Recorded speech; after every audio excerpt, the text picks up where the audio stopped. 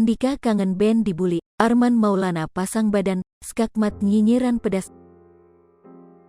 Imbas dari parodi yang dilakukan oleh Triswaka dan Zidan saat mengcover lagu Kangen Band berbuntut panjang.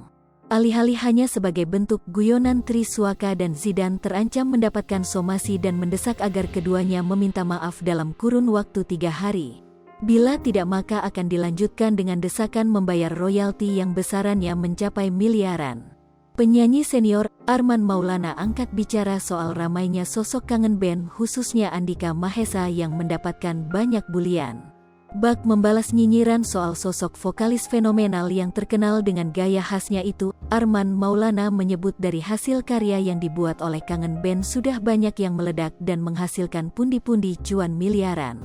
Hal ini tentunya patut menjadi kebanggaan karena prestasi yang diberikan oleh kangen band di kancah hiburan. Andika kangen band semua orang ngebully, apaan sih ini semua orang ngebully grup band gak bisa main.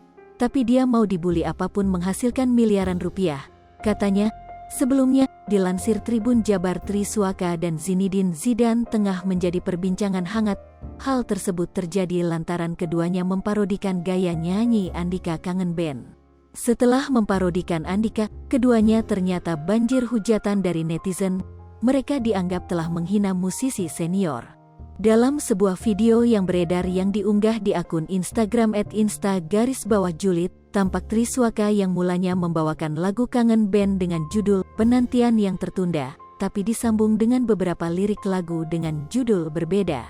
Ketika membawakan lagu tersebut tampak Triswaka dan Zidan dengan gaya yang dianggap berlebihan sembari dengan cengengesan.